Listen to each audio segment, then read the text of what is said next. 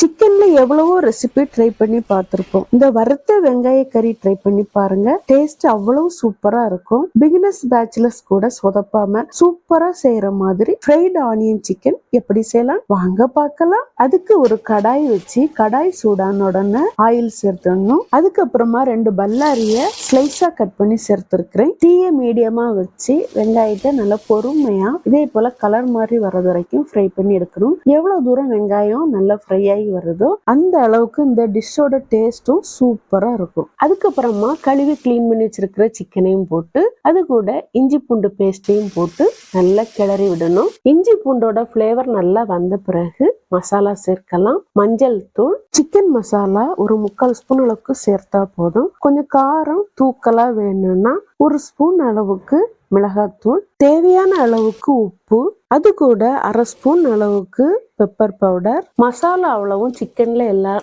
நல்லா படும்படியா கிளறி விட்டுட்டு தீய மீடியமா வச்சு ஒரு 10 நிமிஷம் மூடி போட்டு வேக விட்ட பிறகு 1/2 ஸ்பூன் அளவுக்கு தயிர் விட்டு நல்லா கிளறி விட்டுட்டு மூடி போட்டு வேக விடும்போது சட்டியில அடி பிடிக்காம இருக்கிறதுக்கு அப்பப்போ இடையே கிளறி விட்டுடணும். இந்த டிஷ் ரசம், பருப்பு, சாம்பார், நெய்ச்சோறு, சப்பாத்தி, தோசை எல்லாத்துக்கும் அட்டகாசமா இருக்குங்க. கடைசியில இது போல 2 பச்சை மிளகாவை கீறி சேர்த்துட்டு அது கூட ஒரு ரம்பலையும் கிள்ளி சேர்த்துட்டு ஒரு பிரட்டிட்டு மூடி வச்சுட்டு அடுப்பு ஆஃப் பண்ணிட வேண்டியதாங்க.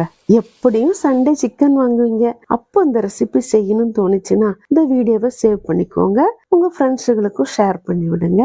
வீடியோ பார்த்துட்டு ஒரு லைக் மட்டும் போட்டு விட்டுருங்க. வரட்டா.